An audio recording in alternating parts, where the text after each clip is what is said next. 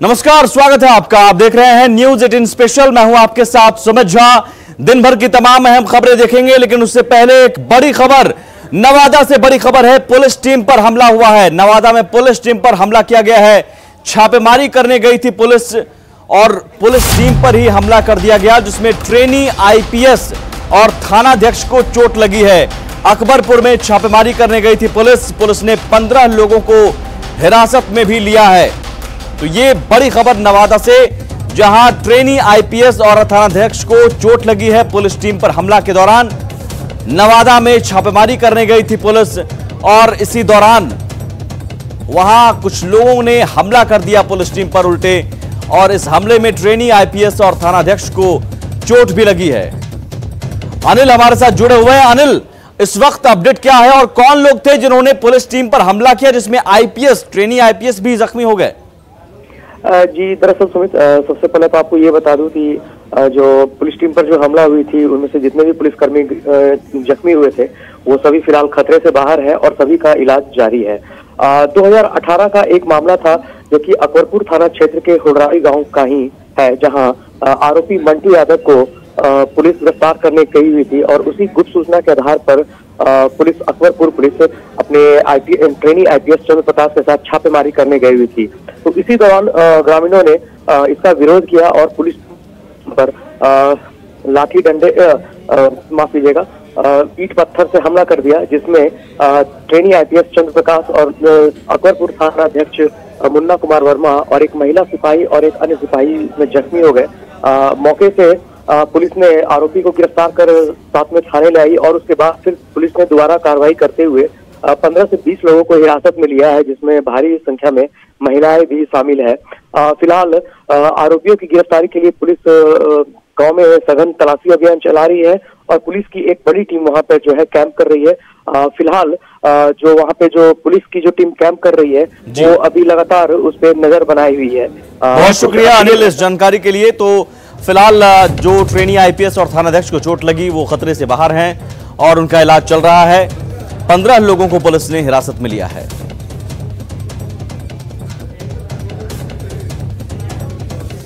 एक और बड़ी खबर बिहार के कटिहार से आ रही है, जहां अतिक्रमण हटाने पहुंची पुलिस के साथ ग्रामीणों की भिड़ंत हो गई, जिसमें करीब 5 पुलिसकर्मी घायल हो गए। यहां भी पुलिस पर हमला हुआ, यहां भी पुलिसकर्मी घायल हुए हैं। कटिहार में भी मामला नगर थाना क्षेत्र के वार्ड नंबर 45 के फसिया टोला का है। इस दौरान काफी देर तक इलाके में अफरा तफरी का माहौल बना रहा।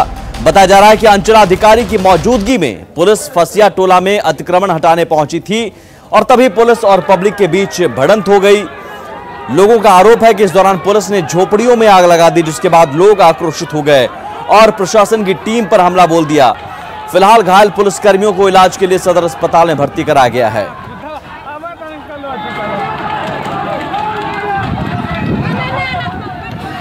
तो ये 2 तस्वीरें देखिए, पुलिस पब्लिक में भिड़ंत और 5 पुलिसकर्मी घायल हुए हैं।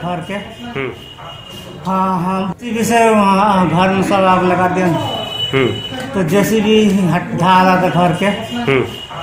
हाँ, पत्थर नहीं था, चलने लगा था। हम लोग भागे तो हम जिप्सी पर चढ़ गए, पीछे लौटा गए तो जेसीबी वाला खेदा उधर से, बस जेसीबी रोका, बस हम लटकल थे, आके मारा दोनों पॉइंट मेरा लिए। हटाने के लिए आज डेट निर्धारित था, पुलिस बल भी लिया गया था। उसमें गए थे तो ऑलमोस्ट खाली हो गया था। एक घर को लास्ट जो बचा हुआ था, 4 घर खाली करा चुके थे, एक घर बचा हुआ था।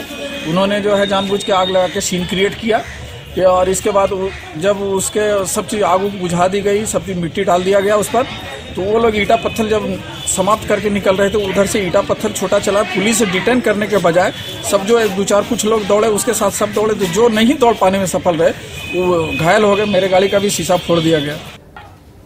सुब्रत हमारे साथ जुड़े हुए हमारे संवाददाता फोन लाइन पर। सुब्रत, पुलिसकर्मियों की हालत कैसी है जो घायल हुए हैं और अभी हालात वहां पर कैसे हैं?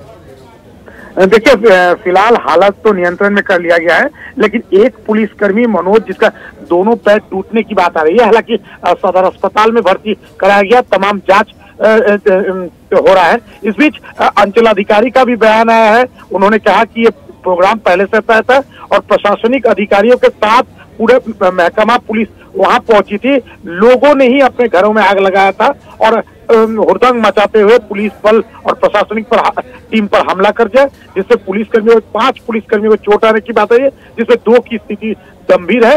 और अब अंचल अधिकारी कह रहे हैं जो भी प्रशासनिक कार्य में बाधा पहुंचा है या जो भी प्रशासनिक टीम और पुलिस टीम पर हमला किया है, उन लोगों पर भी मामला दर्ज कर आगे कार्रवाई की जाएगी। बहुत शुक्रिया सुब्रत इस जानकारी के लिए।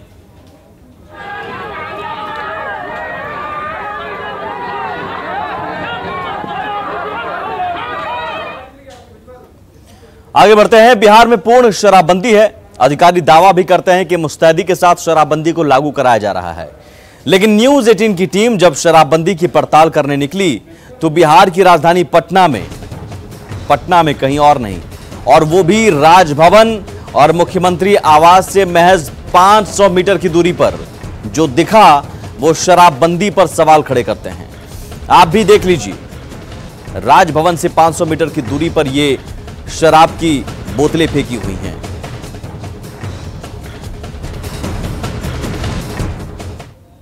पड़ताल कर रहे थे तो ये राजभवन और पटना जू गेट नंबर 2 का ये मार्ग है, सड़क है, और यहाँ पे देख सकते हैं कि यहाँ जो है शराब की बोतलें जो है वो फेंकी हुई है।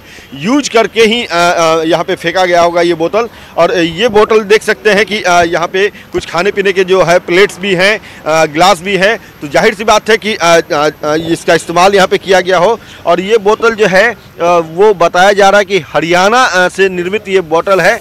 और ये इसकी अगर हम मैन्युफैक्चरिंग की बात कर ली जाए तो ये 15/12/2020 का ये बना हुआ बोतल है। तो समझ सकते हैं कि ये पिछले 1 महीना पहले, तकरीबन 1 महीने पहले इस बोतल का निर्माण हरियाणा में हुआ और वहाँ से ये बोतल जो है शराब जो है वो उसकी सप्लाई बिहार में हुई होगी। शराब माफिया जो है इसे मंगवाया होगा और उसके बाद यहाँ पे इसका सेवन करके जो है फेंका गया है। तो जाहिर सी बात है कि ये जो तस्वीर जो है वो कहीं ना कहीं उन सवालों पे जो है तस्दीक उन सवालों का करता है जिसको लेकर के लगातार ये कहा जा रहा है कि बिहार में पूर्ण शराबबंदी है। ये खुद तस्दीक कर दी है ये तस्वीर कि बिहार में जो है वो पूर्ण शराबबंदी वो काफ़ी हद तक फेल है।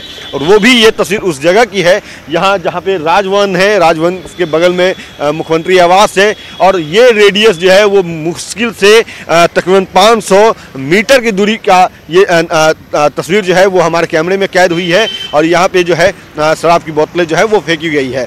खैर दूसरे जगहों पे भी हम चलेंगे, देखेंगे शहर के और कुछ इलाकों में क्या वहाँ भी इस तरह की तस्वीर देखने को मिलती है या ये तस्वीर सिर्फ यहीं पे देखने को मिलती है। कैमरा पर्सन अजय दुबे के साथ अमित कुमार, न्यूज़ 18 पटना। और सिर्फ एक जगह की तस्वीर ये नहीं है। न्यूज़ 18 की टीम जब मुख्य सचिवालय के नजदीक पहुंची तो वहां भी कुछ ऐसी ही तस्वीरें दिखी। सड़क किनारे शराब की बोतलें बिखरी पड़ी हुई हैं। संवाददाता अमित कुमार की ये रिपोर्ट देखिए। मौजूद हैं, ये सचिवालय है और यहाँ सीएम जो है उनका कार्यालय है, उनके अलावा गृह सचिव बैठते हैं, मुख्य सचिव बैठते हैं। कह सकते हैं कि बिहार प्रशासनिक सेवा के तमाम आला अफसरान जो है वो यहाँ बैठते हैं। और यहाँ की भी जो तस्वीर है वो बेहद जो है चिंताजनक है। शराबबंदी को लेकर के जो दावे किए जा रहे हैं उसकी पोल यहाँ पे भी खुल रही है। देखिए, जब हम यहाँ पे मुआयना करते हुए पहुँचे तो हमने पाया कि यहाँ पे भी जो है शराब का सेवन करके जो बोतल है वो फेंकी हुई है। तो हम दिखाते हैं कि ये देखिए यहाँ पे भी जो है शराब का जो बोतल है वो फेंका हुआ है। वो भी 1-2 नहीं बल्कि 3-3, 4-4 बोतल जो है वो यहाँ पे फेंका हुआ है। तो ये देखिए, ये शराब इस्तेमाल करके ये बोतल जो है वो यहाँ पे फेंका गया है। और ये जो है बोतल यह बोतल भी जो है वो हरियाणा का बना हुआ है। फॉर सेल ओनली हरियाणा ये लिखा हुआ है। उसके अलावा हम अगर इसकी बात करें बोतल के निर्माण की तो ये बोतल जो है वो 14/12/2020 का बना हुआ है। जबकि इस बोतल की बात कर ली जाए तो ये बोतल 7/12/2020 का बनाया हुआ है। यानी कि ये बहुत पुराना नहीं है, हाल का ही कंसाइनमेंट जो है उसमें ये लाया हुआ बोतल है। और इसका इस्तेमाल करके जो है वो यहाँ पे फेंका गया है। कह सकते हैं कि ये भीड़ भाड़ वाला इलाका है और यहाँ खुलेआम कोई शख्स आता है, शराब का सेवन करता है और शराब का सेवन करके इस तरह से बोतल फेंक करके चला जाता है। तो कहीं ना कहीं जो है पुलिस की जो है वो दावों में जो है दम नहीं दिखती, जिस दावों के को लेकर के पुलिस कह रही है कि हमने शराबबंदी पे नकेल कसी है और जल्द ही जो है पूर्ण शराबबंदी को लेकर के जो है हम आगे भी कार्रवाई करेंगे। तो ये दावा जो है वो यहाँ पे खोखला साबित होता दिख रहा है। कैमरा पर्सन अजय दुबे के साथ अमित कुमार, न्यूज़ 18 पटना। आगे बढ़ते हैं। सासाराम में बालू के अवैध कारोबार के खिलाफ अभियान चलाया गया, जिसमें 300 से ज्यादा डंपरों को डंपिंग यार्ड भेजा गया। प्रशासन की कार्रवाई से कारोबारियों में हड़कंप मचा है। मुफस्सिल थाना क्षेत्र के कंचनपुर और लडुआ के पास ये कार्रवाई की गई, जहां बालू माफिया बालू जमा करते हैं, यहां से दूसरे जगहों पर सप्लाई की जाती है।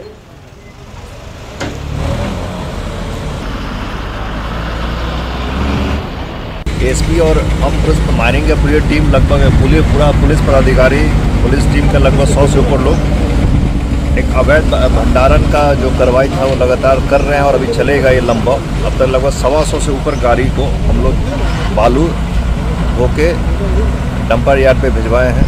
ये कार्रवाई अभी लंबी चलेगी। खबर मुंगेर से। मुंगेर पुलिस ने हथियारों के साथ एक तस्कर को गिरफ्तार किया है, जिसके पास से 5 पिस्टल, मैगजीन और कारतूस बरामद किए गए हैं।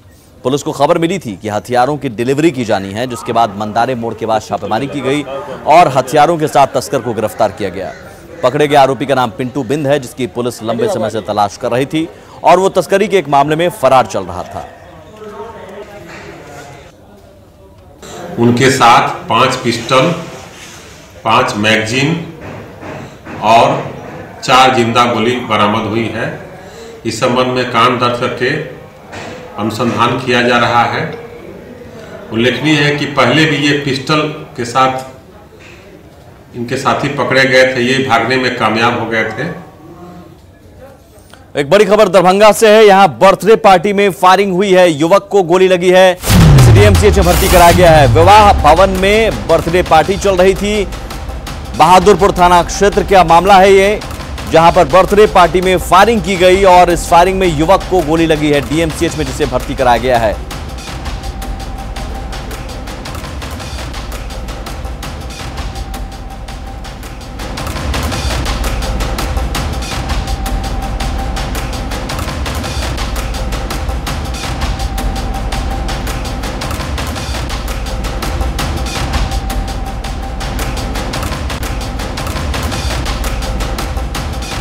बर्थडे पार्टी में फायरिंग की गई। विवाह भवन में बर्थडे पार्टी चल रही थी और पार्टी में सरेआम फायरिंग की गई, जिसमें युवक को गोली लगी और जिसे सदर अस्पताल में भर्ती कराया गया है। वहीं दरभंगा के अस्पताल में डीएमसीएच में भर्ती कराया गया है।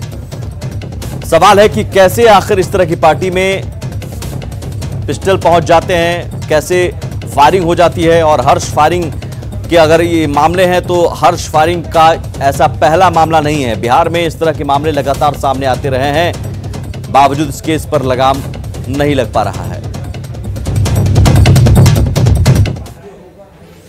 मुंगेर का बरियारपुर थाना परिसर अचानक गोलियों की तड़तड़ाहट से गूंज उठा। थाने के कैंपस में ही गलतफहमी से एनकाउंटर हो गया, जिसमें एक होमगार्ड जवान की मौत हो गई।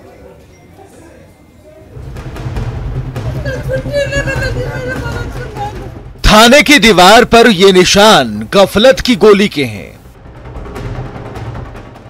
अब सवाल यह है कि गोली किसने चलाई, गोली किसने खाई।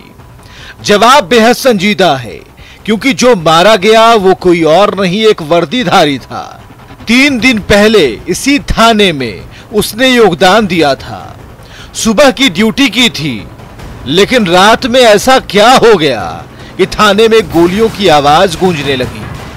देखते ही देखते पुलिस वाले की गोली ने पुलिस वाले की जान ले ली। ये गफलत था या कुछ और?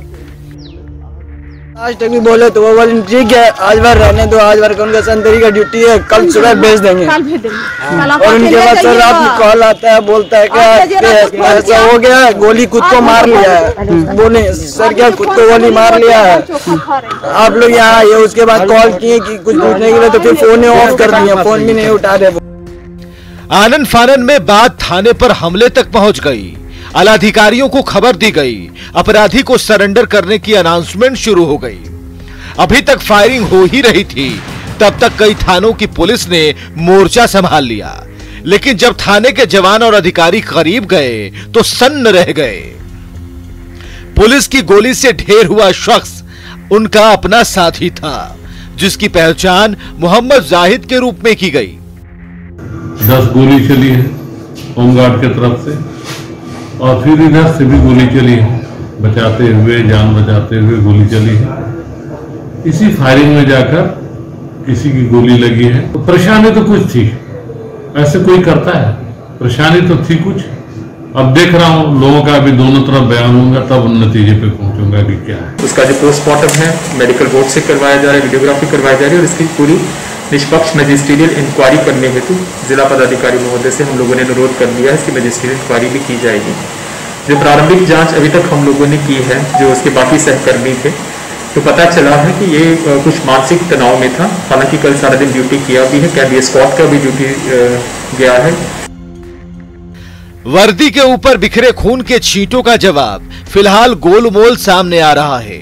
जांच की कड़ी यह है कि क्या मारा गया होमगार्ड का जवान सच में मानसिक तौर पर बीमार था या कोई और कारण है जो सामने आने को बेताब है। अरुण शर्मा, न्यूज 18 मुंगेर। खबरें भी और भी हैं, लौटते हैं बस थोड़ी ही देर में, आप देखते रहिए न्यूज 18 पे। मधुबनी से एक बड़ी खबर है, यहां नाबालिग से रेप की वारदात सामने आई है। नाबालिग से रेप की घटना सामने आई है। मधुबनी में मूक बधिर है पीड़ित लड़की और रेप के बाद आंख निकाले जाने की खबर है। यह हैवानियत की घटना मधुबनी से सामने आई है। हरलाखी थाना क्षेत्र की घटना है। हालांकि पुलिस ने आरोपी को गिरफ्तार कर लिया है। तो बड़ी खबर और हैवानियत भरी घटना मधुबनी से, जहां मूक बधिर लड़की, नाबालिग लड़की से रेप की घटना सामने आई है और रेप के बाद आंख निकाले जाने की खबर है।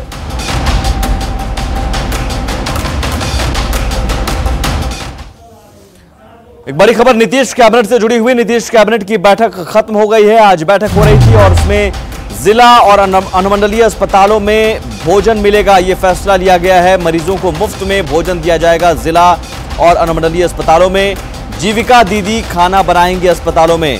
इसके अलावा और भी 13 एजेंडे इस बैठक में लाए गए जिस पर मुहर लगी है। लेकिन एक बड़ी खबर, अब से जिला और अनुमंडलीय अस्पतालों में मरीजों को मुफ्त में भोजन दिया जाएगा, जो खाना जीविका दीदी तैयार करेंगी।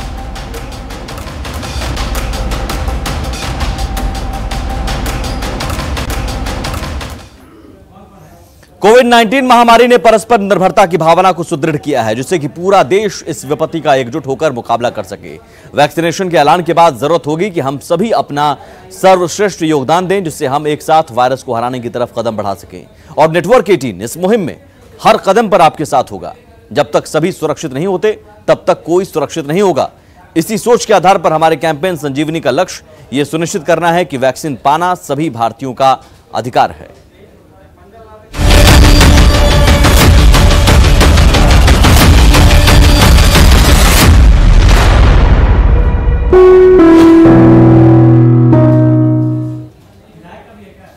और इसी के साथ इस बुलेटिन में इतना ही, लेकिन आगे भी खबरों का सिलसिला लगातार जारी है। नमस्कार।